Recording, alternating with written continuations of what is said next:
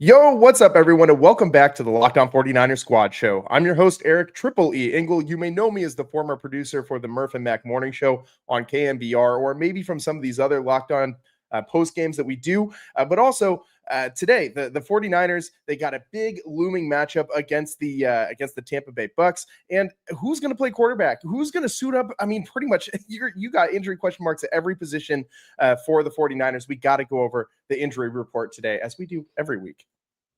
Hey, everybody. Brian Peacock of Locked On 49ers. Can the Niners offense keep up in a potential shootout in Tampa with the first quarter MVP and the first quarter season Rookie of the Year on the other side?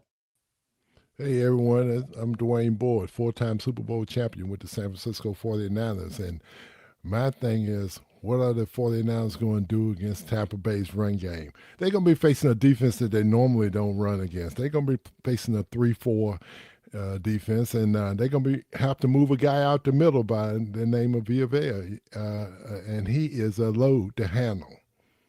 Definitely a very large human. We'll get into all that and more today on the Locked On 49ers Squad Show. To all the faithful, it's the 49ers Squad. Everything San Francisco 49ers every week. Covering all the big hits and game-changing plays from Levi Stadium. The way only the Locked On Podcast Network can. For those faithful to the Bay, the 49ers Squad Show starts now. Yo, what's up, everyone? Thanks so much for tuning back into another episode of the Locked On 49ers Squad Show. And today's show is sponsored by FanDuel. Right now, new customers can bet just $5. And if your bet wins, you'll get $300 in bonus bets to use across the app. And I mean, today, there's a lot going on in 49er land. I mean, it's kind of a very strange juxtaposition, right? It's like the 49ers are sitting atop the NFC West with 4-1 record, but on the other hand, you've had to, survive just a maelstrom of injuries, and somehow the 49ers are still trudging on forward. But this matchup with the Tampa Bay Bucs, this might be the most difficult opponent, the most formidable opponent that they've faced yet this season. Brian, I just in general, just starting right there, do you think this is going to be the toughest matchup the 49ers have faced so far this year? I know that they just went to overtime against the Rams, and that the Rams are a pretty good team this year, but I don't know. I think this Bucs team might be a little bit better.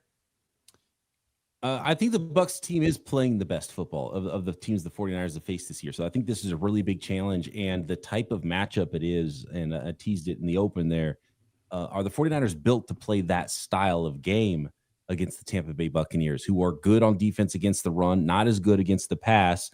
With a banged-up 49ers team, most likely it's looking like Mac Jones again, and no Ricky Pearsall, no Juwan Jennings at practice. So it was a grinded-out, weird Thursday game that they won against the Rams. Sunday, I think it's going to be a lot different. And are the 49ers built to win that type of game if they're not able to run the football in week 6? I think a huge question. It's going to be a lot of fun. I can't wait to see it.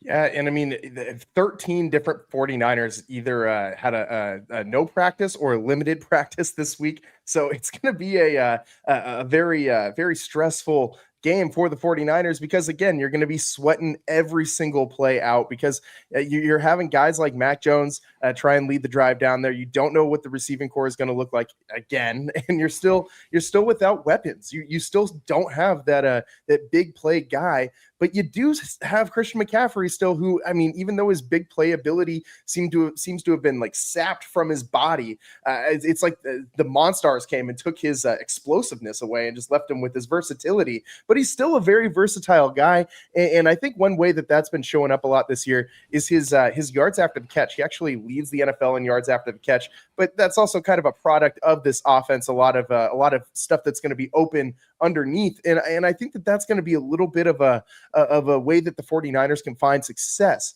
against this Tampa Bay Bucs team, because Dwayne, as you mentioned in the beginning, there's not going to be a lot of run room against this front seven of the Tampa Bay Bucs. So I don't know. I think that the 49ers can maybe get something going with utilizing that short passing game as kind of an extension of the run game. But how do you think that the 49ers should attack this Tampa Bay Buccaneers defense? And how do they get the run game going? Well, one thing is you're not going to be able to run it up the middle, okay? You can forget about that. You won't see no runs going up in the middle, but if they can get it going, you got two things that's to your advantage, okay? So 3-4 defense, that means they got two bubbles, okay? You got two linebackers sitting there taking on the B gaps. So that's a good sign, and they're going to have to get the ball outside, but right now, we haven't seen the blocking from the tight ends for them to be able to get the ball outside. It would be nice.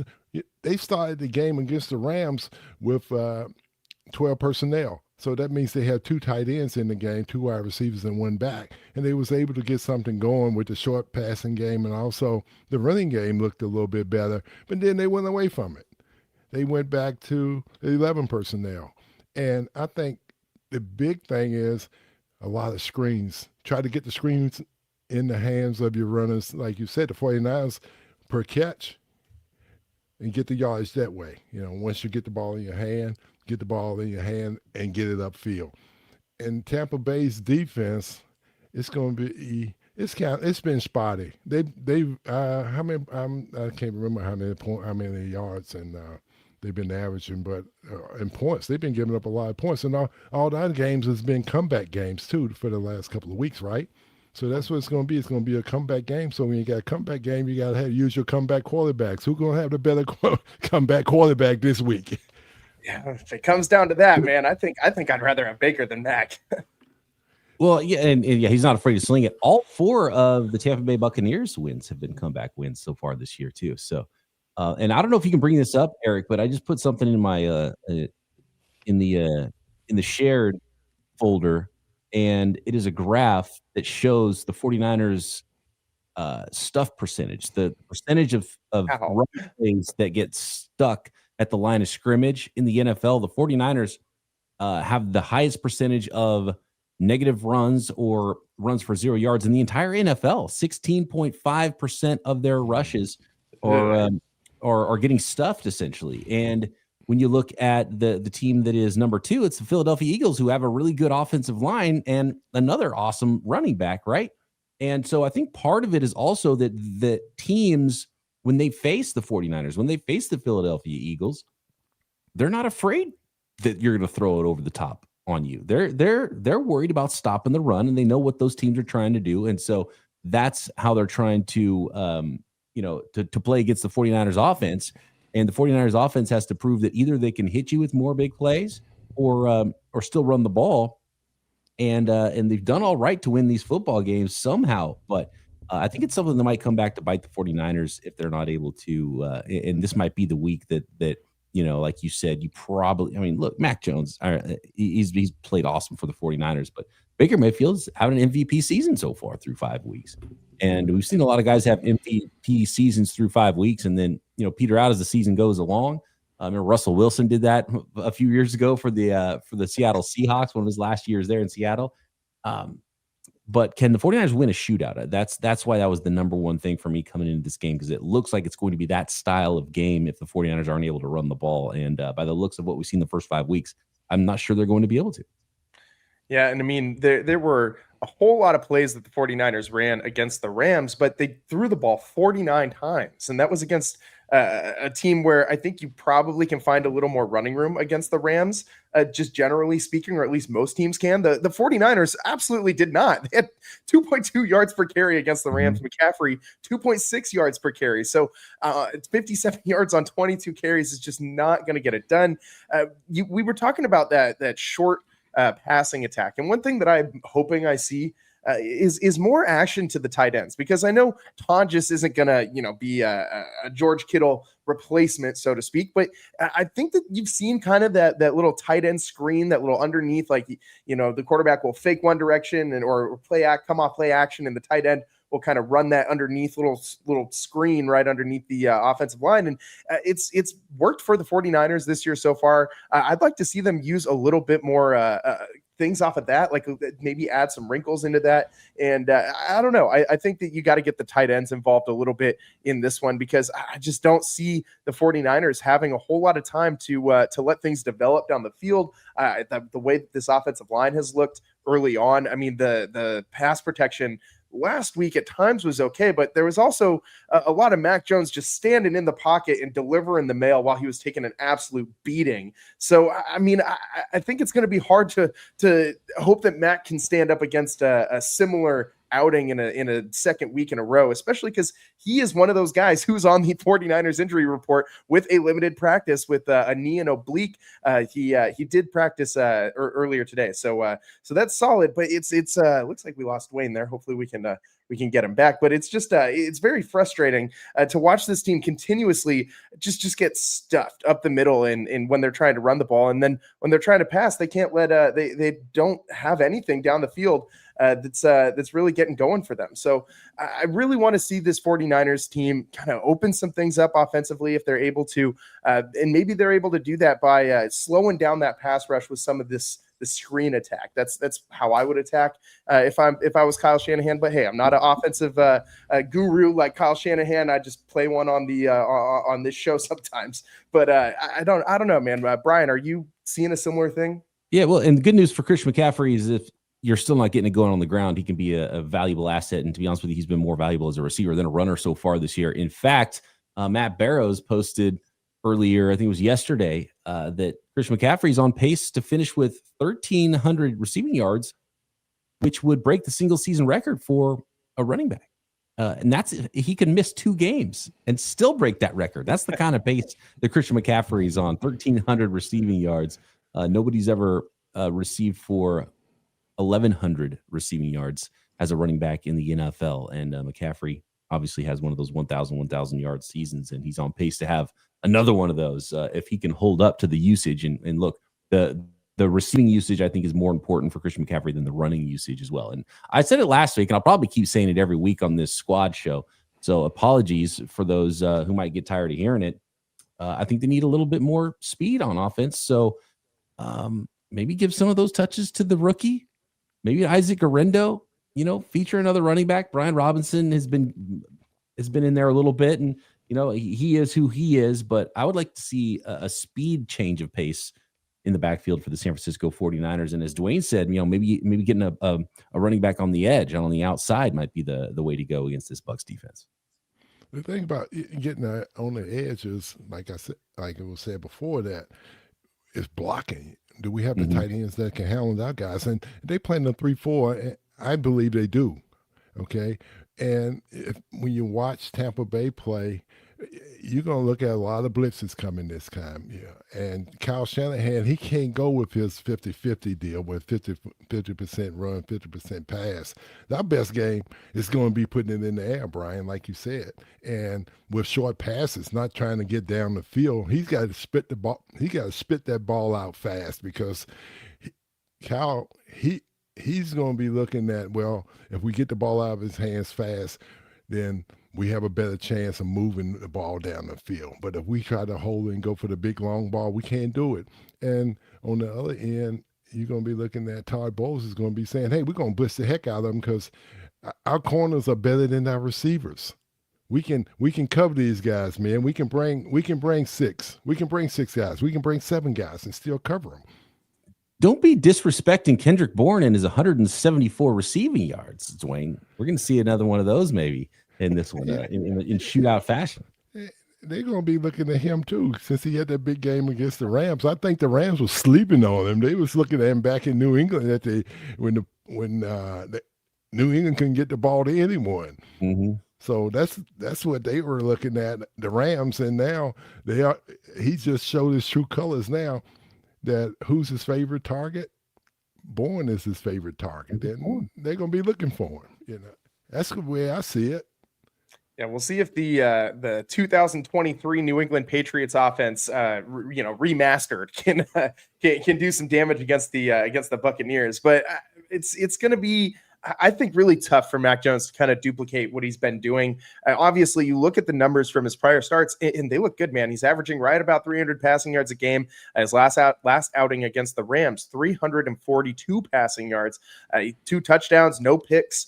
A quarterback rating of over 100. I mean, the guy was pretty good. I mean, he did have to throw the ball 49 times. He had to drop back a lot in that when he got hit a bunch too by the Rams defense. So it'll be interesting to see if he can survive another onslaught, which I think he's going to get from the Tampa Bay Bucs. Well, they better get Martinez ready, right? It's Martinez. Yeah, Adrian Martinez. I think it's already been. Kyle admitted that he was calling plays for Adrian Martinez and thought he was going into the game in week 5. And then there was the Jaguars game in week 4 that I don't think Brock Purdy probably should have been out there, and clearly he shouldn't have because he aggravated that toe injury. And apparently during the week, Mac Jones was in worse shape than even Brock was. So maybe that should have been an Adrian Martinez game too. Yeah, and maybe it definitely probably not the right move for Brock in hindsight, because he's again looking like he's on track to miss another game this week, and who knows, maybe he would be a little bit more ready if Mac Jones wasn't playing so good, you know what I mean? But regardless, it's nice to have Mac Jones here as a capable backup. It kind of feels like when you had Sam Darnold and you just didn't really worry as much as you would as, like a Josh Johnson's coming in now. Oh my God, what's going to happen?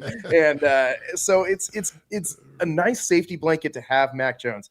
But again, and I feel like I hate that I even have to mention this, but I feel like we have to mention it every week that there's a new quarterback that Kyle Shanahan has been linked to that surfaces for the 49ers and has a successful game. I mean, we've seen this throughout the years where you have the rumblings of maybe the backup is better than the starter. There was the whole, campaign for Sam Darnold being the starter over Brock Purdy long-term by a small but loud minority from the 49er fan base. And I think it's the same small but loud minority that you're hearing beating the drum for Mac Jones. And he's not going to be the starting quarterback for the 49ers when Brock is healthy. He looks good in the 49ers offense because they do a lot of the same things pretty well. Like they both get the ball out. They both have a good processing ability. They can get through their reads quickly, and they're relatively accurate, throw with anticipation type guys.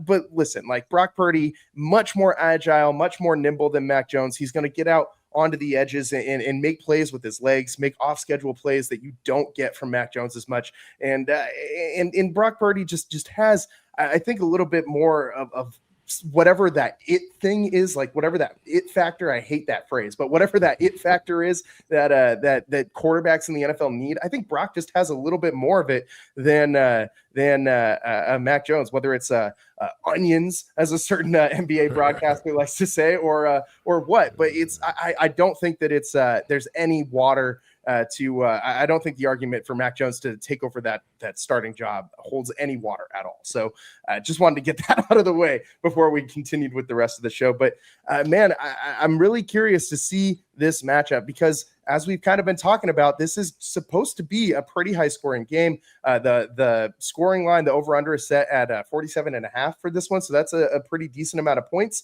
And I think it could even go north of that because the 49ers are going to have to throw the ball a lot to keep up with this Tampa Bay Bucs offense. And I don't think there's any way that this Bucs offense is going to slow down. Why don't we take a break here? And on the other side, we'll talk about why this Tampa Bay Bucs offense has been so difficult to stop lately and what the 49ers can do to slow them down and maybe keep themselves in this game. We'll be right back here on the Locked On 49ers Squad Show. Today's show is sponsored by FanDuel. The NFL season is here, and FanDuel has an offer you don't want to miss. Right now, new customers can bet just $5 and get $300 in bonus bets if you win. That's right. Pick a bet, put down $5, and if it hits, you'll unlock $300 in bonus bets to use across the app. And this week, I'm looking at the 49ers Bucs matchup, and I think that there's maybe taking that 49ers +3, but I'm not feeling as confident in that as I am the over on the 47.5. We were just talking about that, and I really do think that's a solid bet this week. Go over on that 47.5 point total for the 49ers versus Bucs. I think that's a lock for this one. This is going to be a lot of scoring in this matchup. So if you're ready, what are you waiting for? Visit FanDuel.com, download the FanDuel app today, and get started.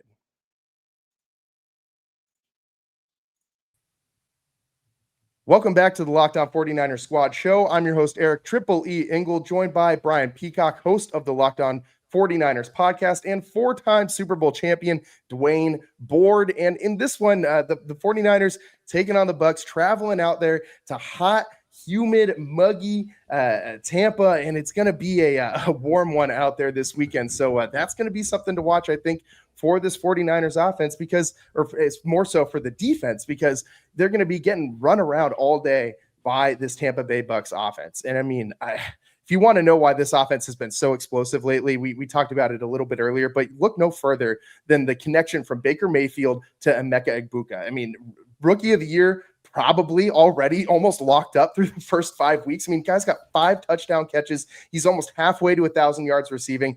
We're 5 games into the NFL season. I mean, this guy's a monster. And I'm concerned about how the 49ers are going to match up with him in the secondary. I mean, they got some other weapons there too. Chris Godwin, he's not at all the same guy that he was pre-injury, but this is an offense that's going to give you a lot of different looks. Otten can catch some balls out of the tight end position. It's going to be a challenge, I think, to stop this passing attack. And of course, you have it looks like Bucky Irving is still injured, so maybe he might miss this one as well. But Rachaad White catches the ball out of the backfield pretty well. It all lines up for the Bucs to just throw the ball all over the yard on a nice hot day down there in Florida. And man, that 49ers secondary better be ready to run, man, because Egbuka is a monster, and keeping up with him is going to be tough. So, Dwayne, if you're the defensive coordinator for the 49ers, you're Robert Saleh. What are you scheming up to stop Emeka Egbuka and Baker Mayfield?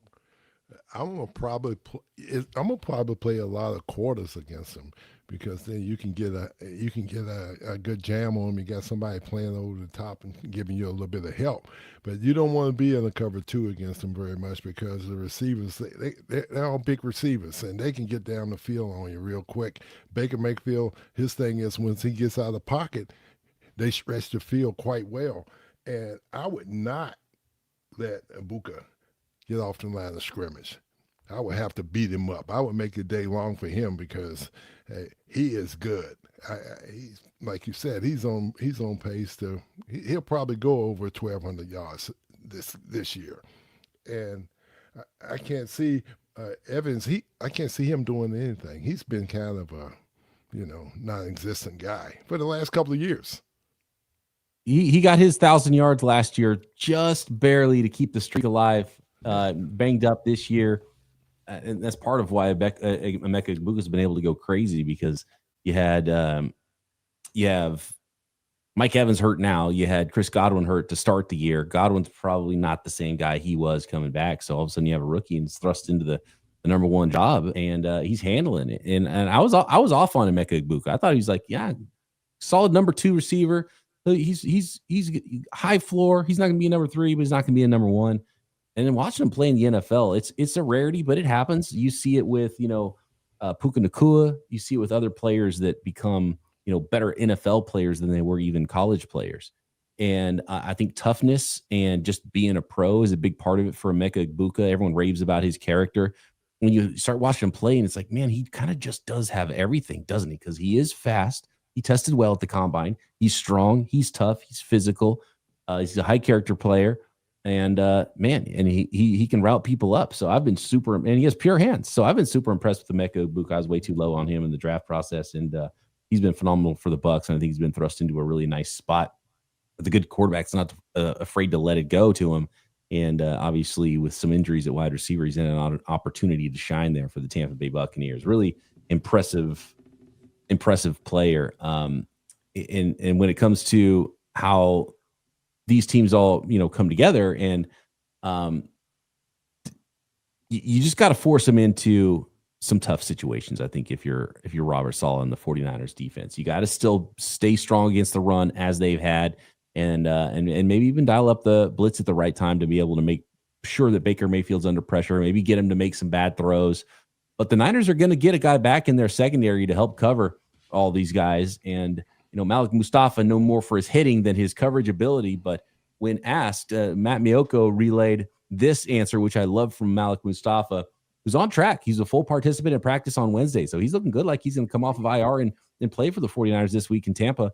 And he was asked if when he returns to the field, if he's going to have the same ferocity upon his return to action as a hard-hitting safety that he did before. And he said, quote, "I didn't get surgery on my brain." So there you go. Still wired the same way that he was. Surgery on the ACL, not on his brain. Football, you don't need a brain to play the game. Yeah, you need a body that's capable, and hopefully ferocious, he's got. not smart. That's it. Hopefully he's capable of bringing what he had in the past, and it's one of those things where this is his first training camp, so you're gonna get broken in against the Tampa Bay Buccaneers on your first. This is your first training camp, buddy. Yeah. Gonna be fun, and we'll see if it's Siegel or Pinnock that's next to him too. Oh yeah.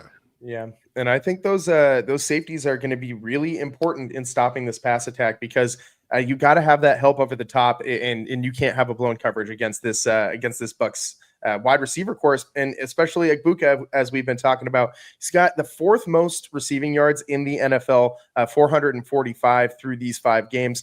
But it's almost more impressive, like how he's doing it to me, because he's also got the 4th highest average per catch at 17.8 yards per catch, which is absolutely crazy that this guy's been able to like keep that same level of production, because everybody else that's around that level, I mean, he in the top 5, nobody else has more than 35 or 25, or no one else has more than 20 receptions. No one else has more than 15 receptions in that top 5. Like Buka's got 25. So I mean, this guy's hauling in a lot of catches. He's going for big gains all the time, man. So 5 touchdowns, as I said, and he's got a long of 77 this year. He's got 9 big plays, according to ESPN. So 20 yards or more. That's second in the NFL to Jackson Smith and Jigba. So this is a big play receiver who's capable of turning any play into a touchdown. And you got to have that over the top help. Like Dwayne was saying, I would not put those corners on an island and just let those wide receivers get downfield, because it's not going to work out. I mean, I do not think that the hyena, I mean, as much as we love Demo Lenore, I don't think that you want him just going one-on-one with Egbuka. I think you lose that matchup. So I think you got to find a way to have one high and one low on this guy pretty much at all times in this game, and you let the rest of the Tampa Bay Bucs beat you. Like if Cade Otton goes out and has a $150 receiving and a couple touchdowns, and the 49ers lose, like, so be it, man. I would rather see that happen than Emeka Egbuka just go wild for like 150 and a touchdown or 2 like he did last week. And by the way, last week, Emeka Egbuka had or Baker Mayfield to Emeka Egbuka on pass attempts to him. He had a quarterback rating of 158.3, which also means perfect. It was the highest score you could possibly get. So he caught all 7 of his targets, 163 yards and a touchdown. I really don't know how you slowed this guy down. And that was against Seattle on the road. For Egbuka, I watched I actually got a little bit of the Pat McAfee show today, which I don't watch all the time, but Egbuka was on when I just happened to see it in the background. I was like, oh, okay, I'll watch this. And Egbuka talked a lot about how going back to Seattle really motivated him, because that's where he grew up in that area. But in general, like, this guy, he seems like he's on top of the world right now, just playing with all the confidence coming off that game. And I think that this is a bad time to be the 49ers going into Tampa Bay. And, Crocky said that he's going down to watch that game in person. And so maybe he can bring the 49ers some good luck, go down there, fire the cannons. And we were joking after the game that we need to get him like a Marshawn Lynch type role where we can have Locked On, do like a little shot of him like getting on the boat, firing the cannons. Like, I want to see Crocky getting into it down there, man. But the 49ers are going to need all the vibes that they can possibly get and any possible lift to be able to slow down Egbuka, because this guy, man, I think he's going to be a major problem for the 49ers. And again, like, Baker Mayfield, pretty good quarterback, man, and trying to get him on the ground is going to be tough. It's tough in general because he's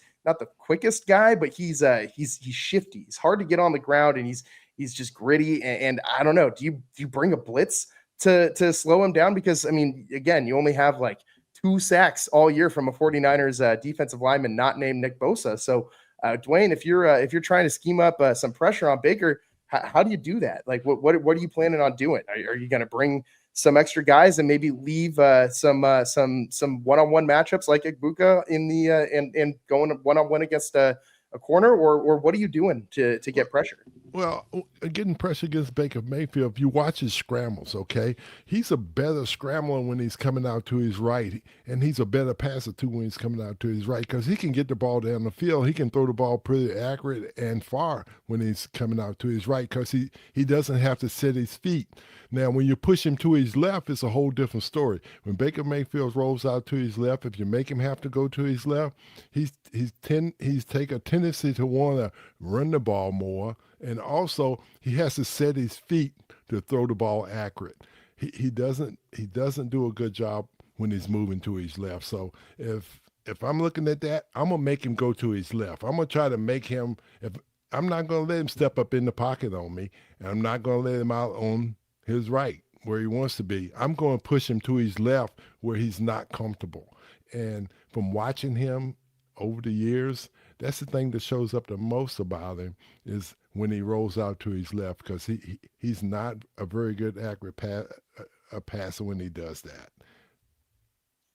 Yeah, I mean, I think you got to find some way to generate pressure. If you give Baker Mayfield time to sit back in that pocket, he's going to absolutely tear you apart. So I think if the 49ers can find a way to get pressure without putting Emeka Egbuka in a one-on-one matchup, without leaving Diamador Lenore on an island, or God forbid anybody else in the secondary on an island against Egbuka, I think the 49ers could find some success if they're able to do both of those things at the same time. But again, it's going to be very difficult for them to do that.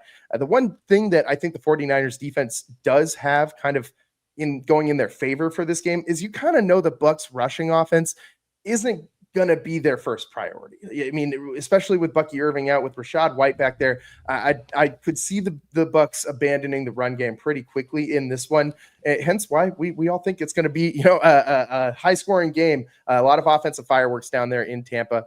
And we'll see what happens. But I think that you got to find a way to play ball control as well if you're the 49ers. I mean, the best way to keep the Bucs from scoring is to keep that offense off the field. And if you have a lot of long sustained drives with the offense, with the 49ers offense, you will be able to do that. But again, kind of need a running game to do that. The 49ers have not been able to have any kind of consistent success on the ground. But Brian, going back to what you said earlier in the show, I'm 100% on board with you. Like I think we know what we're getting from Brian Robinson Jr. right now, and it's not a lot, and it's a lot of between the tackles type running, and that's not really what they need. They need that guy who can bounce it to the outside, maybe run off Trent Williams' left shoulder and actually do something with like they used to do with that outside zone run. But it just has not been there for the 49ers, and it's going to be, I think, very, very, very tough finding room against Vita Vea up the middle, and of course Levante David, very, very good middle linebacker for the Bucs, is going to be stuffing a lot of those holes as well. So we'll see what happens. And yeah, I mean, I think that this is going to be a very tough test for the 49ers. Let's take a quick break, and on the other side, talk about how the 49ers offense can maybe find some success against this Tampa Bay Buccaneers defense, and potentially keep away a little bit and maybe get a win down there in Tampa. Don't go anywhere. We'll be right back on the Locked On 49ers Squad Show.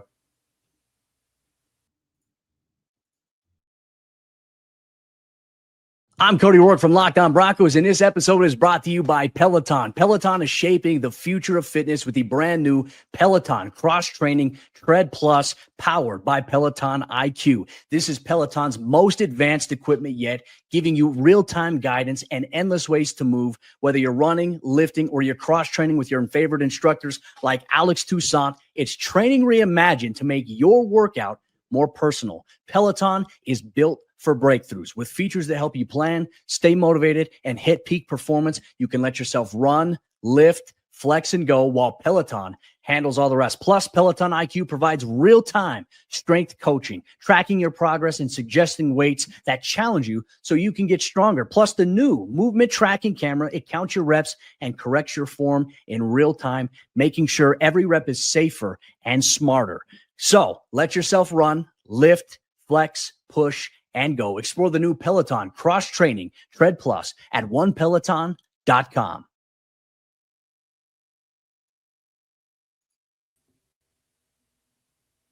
Welcome back to the Locked On 49ers Squad show. I'm your host, Eric Triple E Engel, joined by my guys, Brian Peacock, host of the Locked On 49ers podcast, and four-time Super Bowl champion Dwayne Board. And Dwayne, I'm curious, do you think that this 49ers offense is going to find success against this Tampa Bay defense? And if so, how are they going to be able to move the ball, stay on schedule, especially when this offense has had such a hard time this year finding room to run? I feel like this has been the one thing that you have kind of hammered on the most since we've started the show, is that the 49ers rushing attack needs to get going. And so far it hasn't.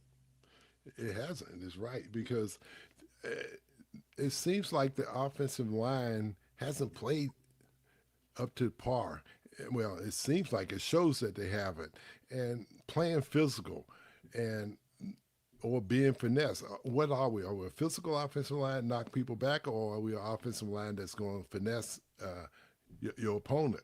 And I look at these guys as being finesse guys, okay? They're not the guys that's going to go out there like back in the old days when they had Ray Brown and Kevin Gogan and Jeremy Newberry. They had tough guys, but I don't see these tough guys anymore. And they need to get more. They need to get some tough guys in there. Some guys that's going to go in there and bloody some noses. And you don't see it out of this offensive line. And you said it first. It's like the 49ers are one of the worst teams at 0 yardage at the line of scrimmage. They haven't been able to get anything going. And find out what we do best. Are we a better trapping team, or we're a better zone blocking team? And to me, they're better. And if they keep working, especially against a 3-4 defense, and if you start running counters and traps against it, and with the fullback in the backfield, another blocker, that's going to help you. And it take a little pressure off the tight end, because you're going to be doubling that outside linebacker most of the time with the traps. And they have to find a way to move the ball, and it's not very good against these guys, I don't think, not moving the big guy in the middle.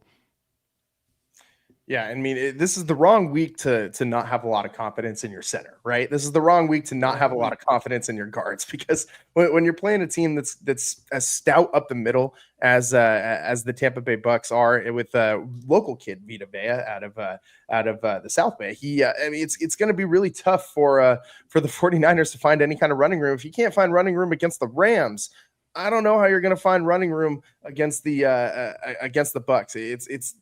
It's going to be really hard for them to do anything, and hopefully some of these younger guys on the offensive line start to can play a little bit better than they have so far this year. But again, it's something that the 49ers, like, we know that this team is not built around like a strong offensive line, that's where they try to save some of their money as a team. Some of their cap space is on that offensive line. And because of that, you're going to have some shortcomings, right? You're going to have, as you mentioned, Dwayne, some smaller guys on that offensive line. You're not going to have the biggest, strongest, most agile guy. That's why Aaron Banks isn't here anymore. That's why that left side doesn't work the same as it used to. It's why Christian McCaffrey to behind Trent Williams and in between that Trent Williams and Aaron Banks gap just does not look the same with Connor Colby or whoever the hell the 49ers are going to roll out there at left guard.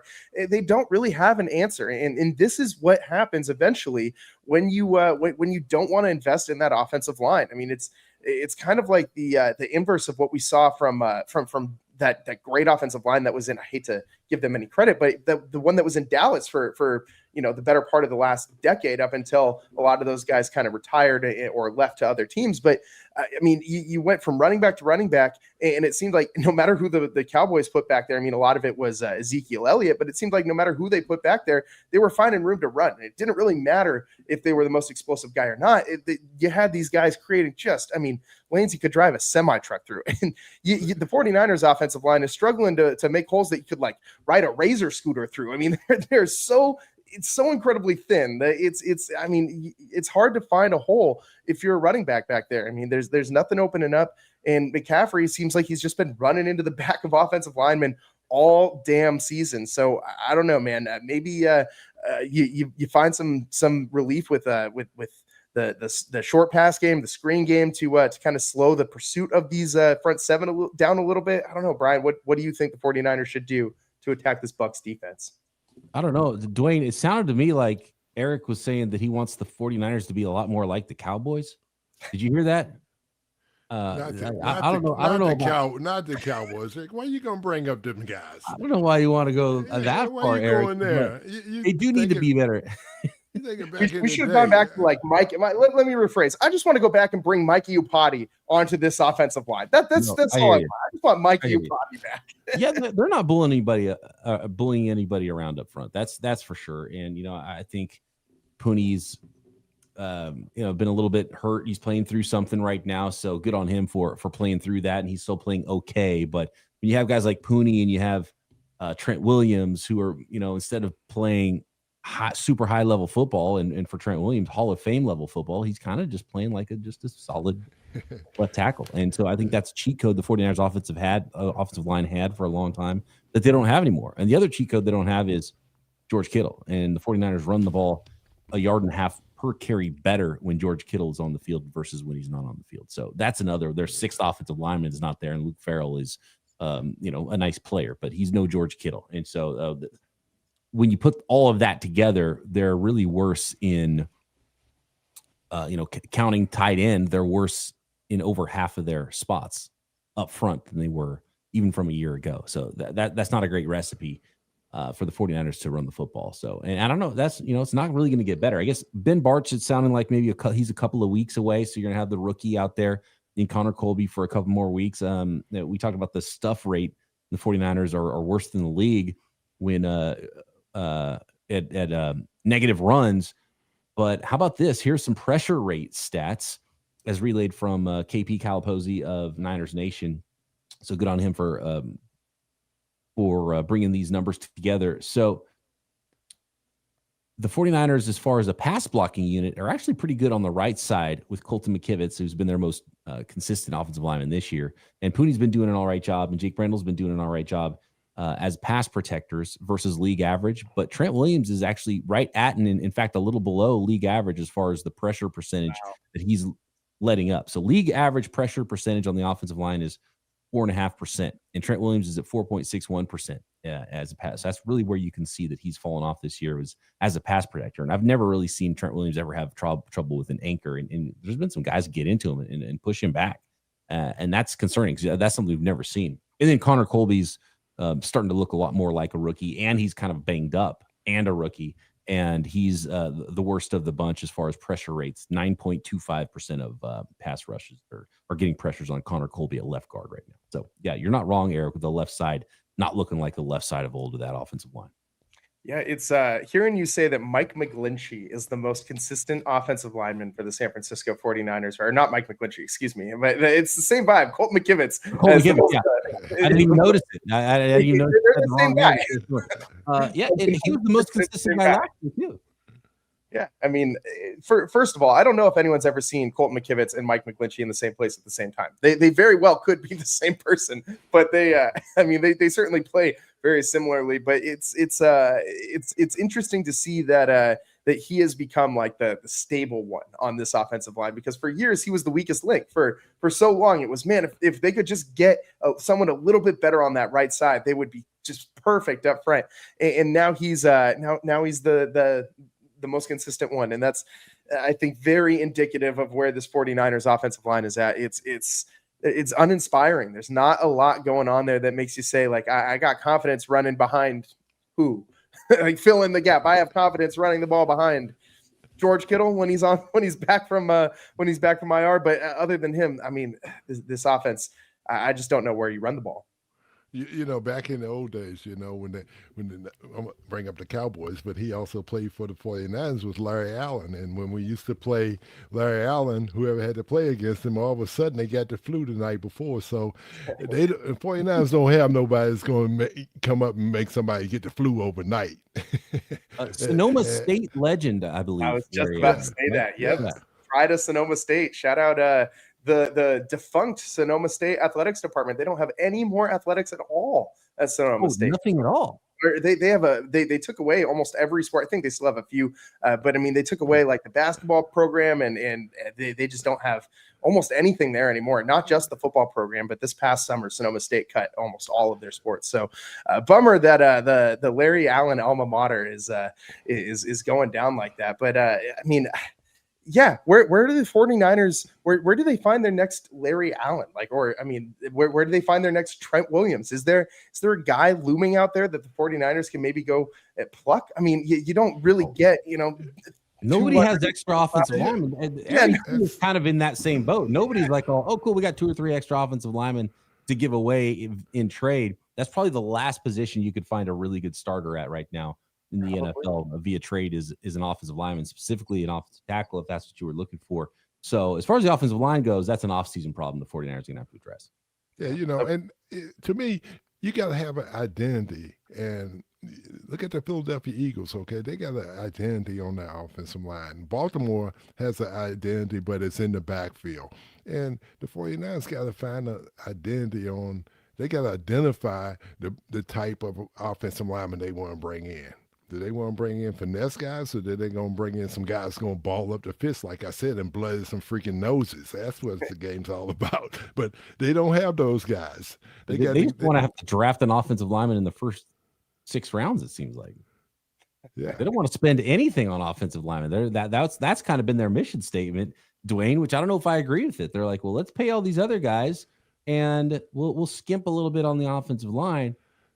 It's not working out great, and the offensive line has kind of gotten slowly a little bit worse every single year, and so now they might paint themselves into a corner, which is, I geek out on the team building side of things, and it's not like you could not see this coming. They needed to add a little bit more talent to develop to be ready to replace some of these guys, like they did with Tomlinson at left guard. They drafted Aaron Banks, and Banks never played as a rookie. He barely ever suited up and had a uniform on Sundays, and then boom, he was a starter next year 2, because they got him ready in Tomlinson's last year.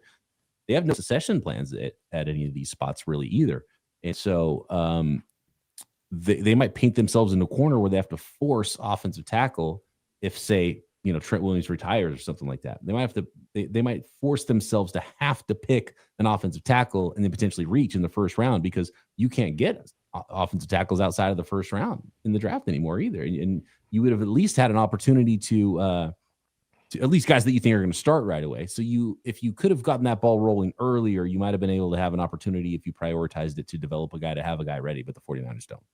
Yeah, it's still, drafting too, you got to go to those schools that run the ball. You got to go to Michigan. You got to go to Alabama. You got to go to those schools that thrive on that kind of football. You just can't go out and get no Joe Schmo from BYU or something like that and put him in the game. I hope he's. They did go to Iowa for Connor Colby, and we know Iowa likes to run the football. Yeah, they like running the ball too. In fact, Iowa has another offensive tackle that's going to be in this draft. Maybe he's a future 49er. Yeah, I mean, I think that I don't know why Trent Williams is still continuing to put his body through what he's doing. If I'm Trent Williams, I got to be thinking about retiring at the end of this season, right? Like, what's left for the guy to prove other than winning a Super Bowl in his career? I mean, literally nothing. He's made all that money, and he's had so many, like, especially after the all the injury stuff that he had, like with Washington when he was out there, and the way that he found out the medical staff was keeping stuff from him.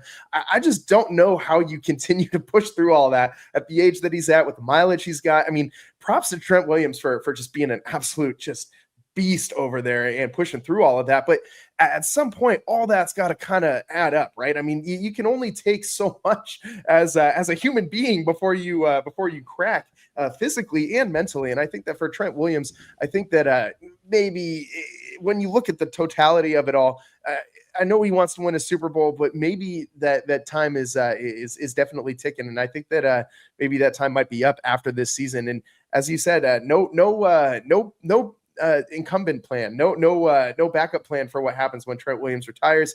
And it's not like that's the only hole you got to fill on this line, right? Like, Brendel has not been very good. That's been kind of a target that a lot of people have been clamoring for, is a new center. I mean, obviously left guard is a big problem right now. I think right guard, me personally, I'm still okay with Dom Pooney. I know he's injured right now. I don't think we're going to make a snap judgment on Dom Pooney and what his future should be while he's injured. I think that's a little unfair. And obviously, McKivitz is the best guard right now, or the best lineman right now. So you don't.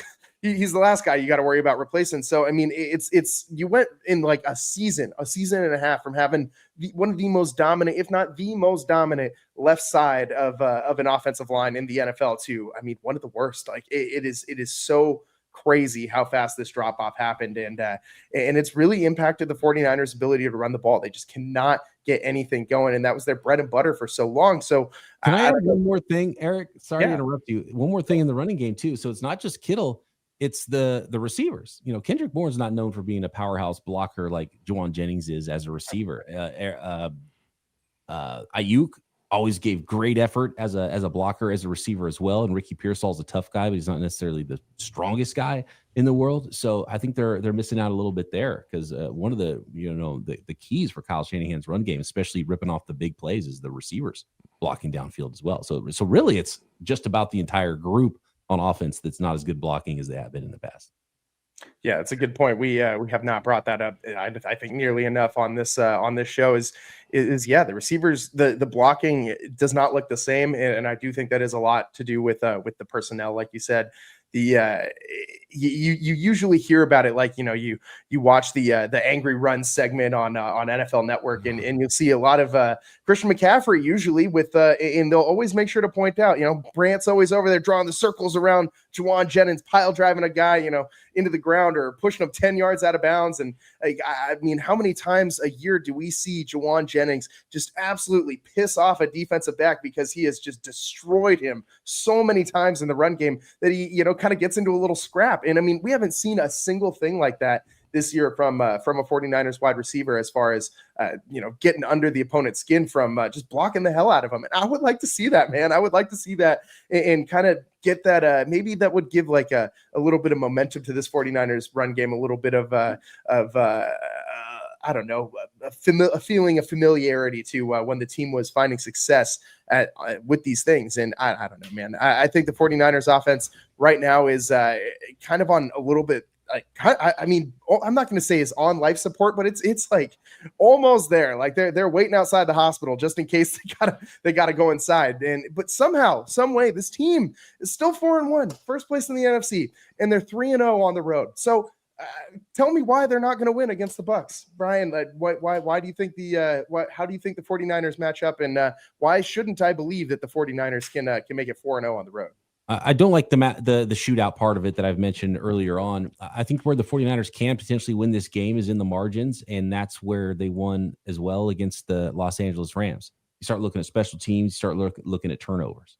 Now, I don't know if you're going to get a miracle punch out at the 2-yard line like Alfred Collins' big play last week, right? It was the last-ditch play. It was a great play by Alfred Collins, but there was also a massive hole in the middle of that defense for the running back to run through. But he made that last-ditch effort and KO'd Kyren Williams in the head and hit the ball at the same time. So great play on Alfred Collins' part, and you can't expect Kyren Williams to drop a pitch and fumble the ball either, and some of those things. But you do need to win the turnover battle in a game like this. It's tough, a cross-country trip against a team that can put up a lot of points. So yeah, stop the run. Robert Saleh's defense has been good at that. Put him in these 3rd and longs, send pressure, make Baker Mayfield feel like he's Superman and maybe make some bonehead throws and take the ball away. Get your first interception in 9 years if you're the 49ers, right? And then special teams.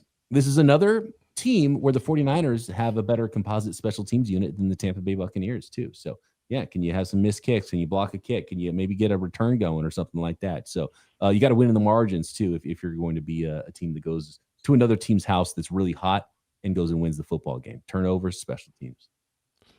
You're right on that.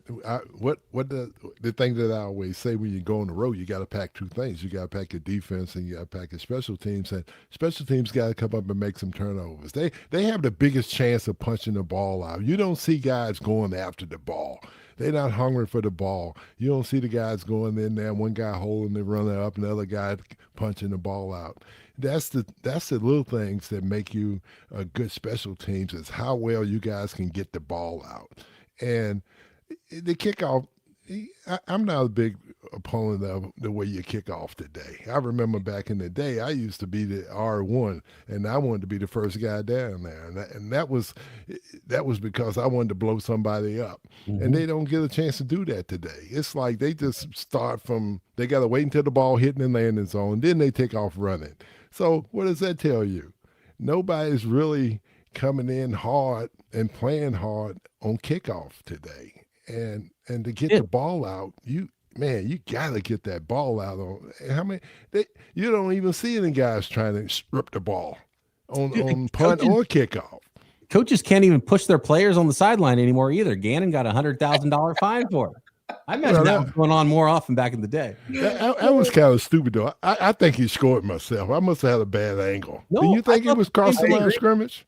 I think the same thing about those plays where the quarterback, they call it a fumble, but the quarterback's arm's going forward and the quarterback propels the ball forward. So he threw it still, and they call it a fumble on some of those plays because the ball looks like it's maybe not all the way there. And it was the same with this. Like, he throws the ball forward. He's in complete control of the ball, but because it moves a little bit before he got there, I think he still had control. And I still think it was a touchdown. I'm with you. And I haven't heard a lot of people talk about that. Yeah, I think we're all seeing that the same way, because when I saw it real time, I was like, oh man, that's a bummer for me, because I was playing the guy in fantasy that had him, and then all of a sudden I was pleasantly surprised personally on multiple levels, because then the Cardinals were losing the game too. But also, I mean, yeah, I thought that was for sure a touchdown. I don't think that he gave up possession of that ball until just after the nose had broken, just barely broken the plane. But if that's the letter of the law, right? Like, all it has to do is break the plane, any part of the ball. I think he satisfied that. So interesting. But back to the special teams conversation. The Bucs, they have the fifth most average punt return yards, or fifth most yards per punt return, I guess I should say, in the NFL. 15.9 yards per return. It's not nothing, you know. And they don't have a touchdown, but it's going to be. I think that could be something that you know, changes the field position and impacts this game. And the 49ers special teams, they had a good week last week. Eddie Pinheiro obviously stabilizes things a lot at the kicker position, but it's been more than that, right? Like, the 49ers already have given up a return for a touchdown this year. It seems like they do that a couple times a year for the last several years. So my challenge to the 49ers special teams, no more punt or kick return touchdowns this season. Like, let that one be it, and just fill your gaps, do your job. We'll use Bill Belichick's mantra, even though guy's about to lose his job at the University of North Carolina. Do your job, especially on special teams, man. So hopefully the 49ers can keep the Bucs in check and not give up any of those extra yards. But yeah, I mean, last question I really have, Dwayne. As far as the 49ers go, trying to get that first turnover in like 12 games now. I think it's been 12, 13 games, something like that. How do you? I know Baker will be a gambler back there. What are you drawing up to kind of bait him into some throws and maybe come up with a turnover or two? I would say with Baker is he carries the ball low, so the defensive line is going to have to come up. They should be the one that stripped the ball from Baker, and he's another guy that. He's going to hold the ball. He's going to hold the ball because he's not going to be looking at the rush, because he's going to say, hey, these guys can't get to me. And if they do, I'm just going to roll outside the pocket and run away from them, because we don't have no guys with natural speed to chase Baker down. The only guy that probably can do it is who was that? Huff, maybe? Huff, yeah. Huff, he's the only guy. Can move, but yeah, the rest of it was built on power, the rest of that rush unit. Yeah, and he's small. He won't be in the game when they run the ball. So they need to find a way to just box him in the pocket and make him hold the ball, and we get it out. He is a shorter quarterback, so I think if you can keep him in between the tackles, if you keep him in that tackle box and you just squeeze that pocket around him, I think you can maybe force him into some uncomfortable throws, uncomfortable throwing positions. I think that's more the key for me in this one than actually getting pressure on Baker, is just preventing him from making those off-schedule plays. You got to collapse that pocket around him and not let him get outside and start running around, and let the receivers start improvising out there and freelancing, because that's when Baker's at his best. So that's how I think the 49ers should play it, but we'll see what happens. I think that ultimately, I think the 49ers end up losing this game. I think the 3 points is probably the right spread. I think the Bucs win this one by a field goal. I'm going to say 23-20. Brian, before we wrap this one up, what's your final score prediction for this one? Yeah, I got the Bucs winning this one 31-27. 31-27. So you're going with the over on the 47.5, and I don't know, man. I think that it will still probably hit, but I'm going 23-20. That's just what I'm feeling today. Dwayne, what about you? I'm going 25-19 Bucs. We don't want it to come down to a hit the wire kind of field goal. I mean, a field goal or extra point, since we had a lot of them last week. Hey, Eddie De Niro, he is automatic at this point, man. I feel so much more confident about the 49ers kicking game when lining up with Eddie Pinheiro right now than I have in a little while. He's definitely stabilized that portion of the 49ers special teams, I feel like. And look, you just went out and got a random vet off the street, just like we said would be a better option than drafting a guy in the third round. I will never understand that move. It's an insane move to spend draft capital on a guy that high. So he did doink one though last week off the upright. If that was on the opposite side of the upright, we might be having a different conversation. Yeah, that one slid in. Hey, but I think the game's going to be a close game until we get in the fourth quarter, and then anything can happen. Yeah, so, I mean, I think with this team, I mean, you've seen the 49ers with a couple. You've seen Mac Jones already engineer a comeback drive, a comeback game-winning drive in the fourth quarter. And Baker, that's kind of what he does, man. He's Captain Comeback over there. So and he's always just, I mean, riding that line between being completely insane with the football and just having guts. So Baker is gonna leave it all out there, and I think that I think it's going to come down to one of those last possession drives. I think this one's going to be close, like Dwayne's saying, until there's under 5 minutes left in the fourth quarter. I think this one won't be decided until then. So we'll see. Did they play against each other in college? No. Baker and Mac? And Matt. Mac? Yes. Baker was 2018 draft. Mac was 2021 draft. Mac wasn't starting yet when Baker he wasn't starting. Yeah, I don't think that they did in college. So, but yeah, I mean, I think that they've matched up in the NFL before, probably, haven't they? Maybe. Yeah, they probably would when he was when Baker was in Cleveland. Regardless, the 49ers will have their work cut out for them against the Tampa Bay Buccaneers on Sunday, going down to hot, muggy, humid Florida. Got to find a way to slow down Emeka Egbuka. Got to find a way to get this running game going for the 49ers. And got to find some healthy bodies to get through this football game, man. The 49ers just got to get healthy. Good news. One piece of good news, we'll leave you guys with this. The 49ers should be getting George Kittle back next week as he's been spotted back at practice. So that is a good thing. He's not going to be available this weekend, but maybe we'll get him back for week 7. So it would be a huge lift for the 49ers. That's all the time that we got for you guys today here on the Locked On 49ers Squad Show. I'm your host, Eric Triple E Engel, and for Brian Peacock, Dwayne Board, thanks so much for tuning in. We'll see you next time. Peace. See ya.